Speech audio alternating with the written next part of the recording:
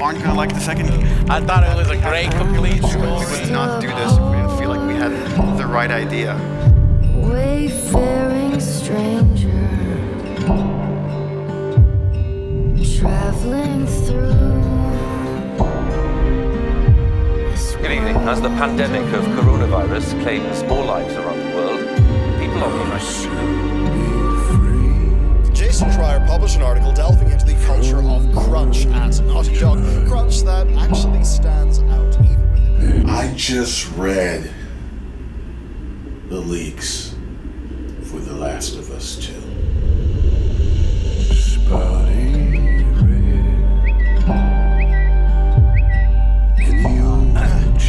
Joel gets killed by a tranny with a golf club. Sony is coming in and they are striking channels. How vile. Like, I hate to call that stuff out, but it's like the threat against her 2-year-old. I'm gonna kill your kid in front of me. I don't know why there are people that exist whose sole purpose, seemingly, is to destroy the art of others. Nothing compares to playing this thing from beginning to end.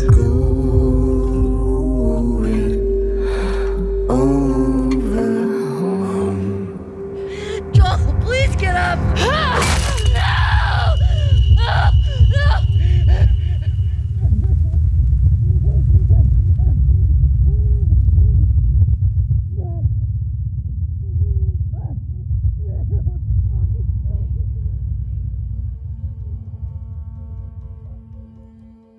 Do you want to know something funny? I started this video almost a year ago, and I still have no fucking idea how to explain the way The Last of Us Part 2 made me feel. How do you articulate the complexity of emotions created by a game that is so polarizing and intense? How do you sum up the experience of being moved, frustrated, and awed all at once? And the truth is, I've struggled with it. And that's for a good reason. The emotional investment in characters mixed with the bold narrative choices, pandering mixed with thematic depth, realism mixed with a gorgeous playing game, and enjoyment mixed with struggle. So instead of either or, for the last 4 years I have been navigating the middle ground, and that's fine. The difference is, that's a new experience for me. I have for sure played games where I'm kind of like, meh, it can go on the shelf, I'll never touch that one again. But never just, fuck. Get up! No! Fuck.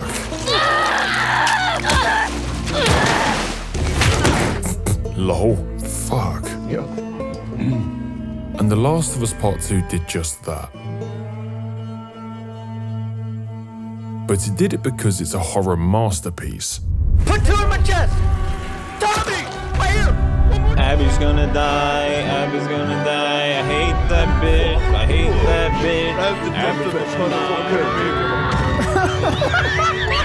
There will be, Okay, so that was Last of Us 2. 아, 이건 착한 빡좀 인정합니다. 보기 너무 역했다 인정.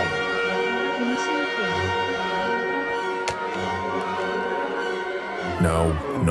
I don't mean horrific in terms of terrible. What I mean is the emotions that I felt are emotions that I can only draw parallels to the feelings that I felt from experiencing horror movies. Although agency is the greatest thing we humans have in terms of entertainment, horror games for me have only abruptly ended at a jump scare or the sense of urgency. And yes, The Last of Us Part 2 is a survival horror game, but how comes it made for a far longer impact emotionally than the dozens of its contemporaries I have played before in several key aspects? The scariest horror for me are the actions of humans, because it confronts us with the stark reality of our own potential for cruelty and malevolence. It's destruction of things that are cared about, and then it's destruction of things that are living on a lower level, small animals, insects, animals, and then finally people.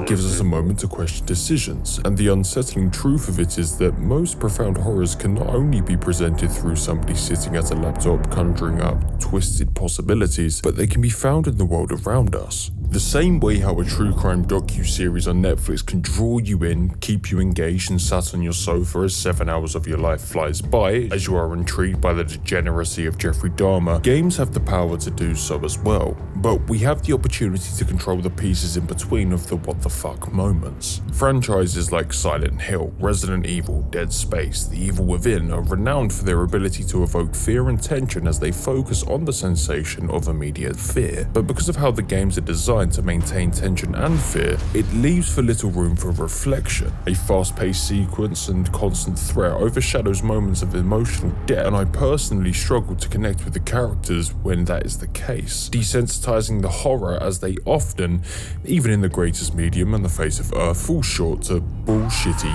horror tropes. And The Last of Us Part 2 refused to do that. But hang on a moment, I need to quickly jump back for a second. The Last of Us Part 1 had this bizarre balance for me where horror was suppressed for the most part for the sake of emotional drama. Its strength lies within the narrative and character development. The human relationships completely overshadow the setting and horror elements, making it feel like a far more post-apocalyptic drama with horrific moments rather than a pure horror game. Now, by no means is this me dragging The Last of Us Part 1, it is an exceptional story, but that's where it sort of draws a line for me. Instead of feeling vulnerable and underpowered, I often felt like I could deal with the threats, often reducing the sense of fear and helplessness. Believe it or not, even on Grounded, it always felt like there was a lack of consequence on our escort mission. The human side of horror, that piece I told you is the most effective for me, just felt like tactical combat scenarios instead of horrific encounters, even with Pedo Dave. Hello? And that's partially why I've struggled to constrict what I was hoping for The Last of Us Part 2, and mainly why summing up how I feel about the game has been such a challenge. Because instead of Part 2 following its predecessor with far more uplifting qualities, Part 2 is infinitely more challenging psychologically. It still has humans being the root of our problem, giving us the opportunity to explore their stories. It has a truly unsettling atmosphere of dread that is remarkably oppressive, and within the geometry of those environments, it explores emotions we all experience/have experienced: grief, fear, anger, and revenge. And the most important part, something we don't pay attention when we are experiencing those emotions, is the complex consequences for acting out based on those things regardless of how hard we try to justify it. We witness two characters who are grappling profound loss and hidden traumas. We switch between and take control of lives that are spiraling out of control, and the horror is the haunting consequences of each character's actions. And that's just the story. Where things become infinitely more interesting for me is those pieces in between of the what the fuck moments. Like I said earlier on, the parts we have control over. They do not lose their substance or consistency for the sake of uplifting our expectations of what we expect from games. They are consistent to the horror, and unlike Part 1, are on par with the story.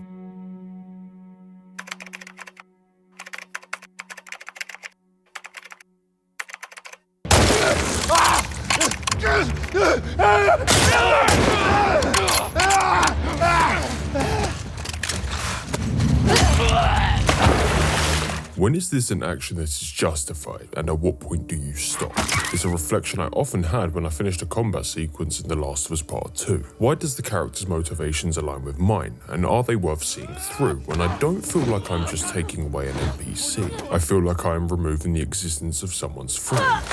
The details of the actions are far more graphic and feel like they have genuine weight. I could have avoided combat entirely, but that didn't feel right, so I ran straight towards it. In fact, most of the time I shot the first shot.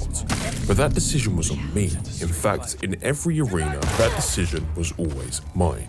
All I would have needed to do was exercise patience, but that didn't feel like an option. I'm angry, I have a goal, and I need to see it through. You are in my way of me achieving that goal.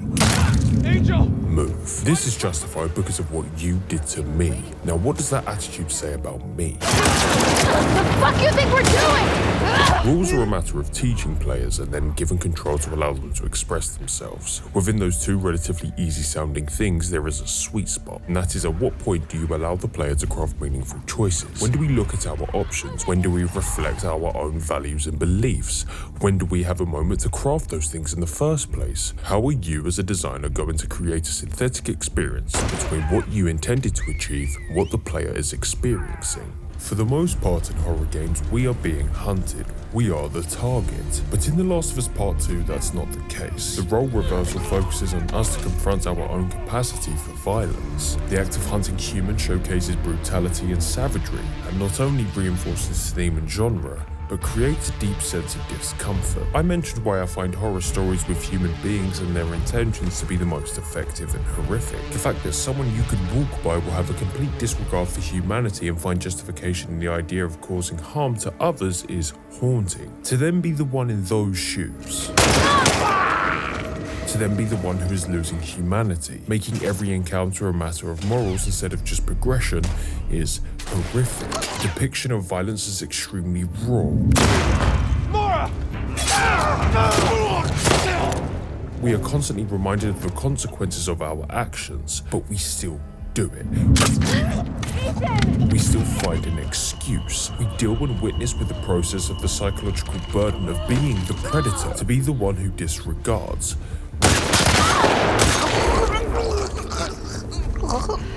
But that's fine. To experience and control the part of the story we are not supposed to, the side of the story that if you did follow in a horror film would make for a far less effective experience because it diminishes the mystery. The essence of horror lies within the unknown. Once you explore that perspective, you have the opportunity to humanize, to expose that perspective and present the downfall of humanity within a society that has not only crumbled, but is gradually finding progress and stability for a reason it shouldn't be justified, is profound. It's effective. The Last of Us Part 2 is a horror experience that lingers long after the credits roll. Emma? Everything all right? Right over here! Hey, we're actually good. Come on, baby girl.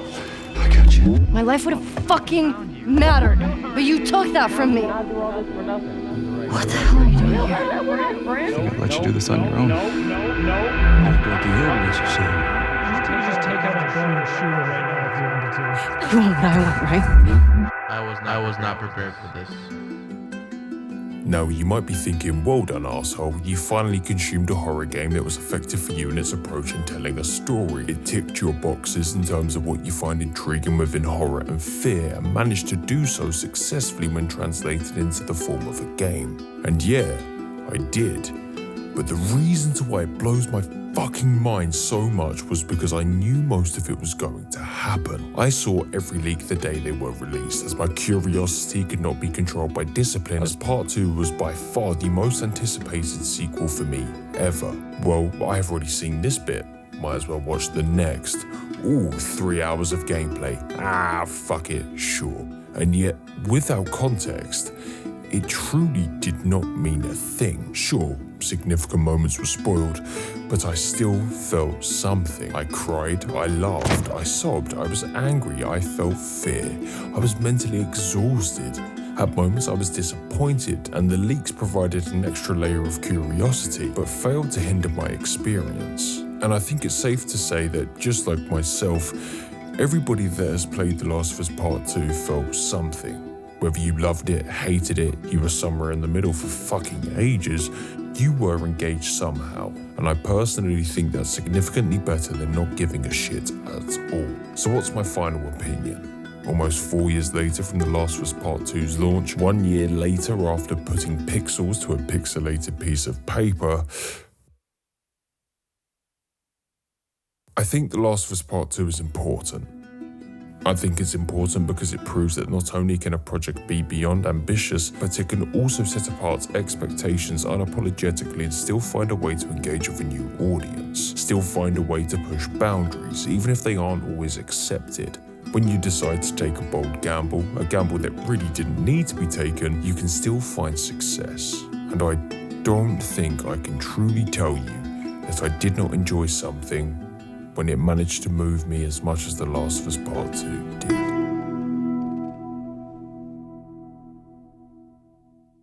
And in my eyes, it's a fucking masterpiece.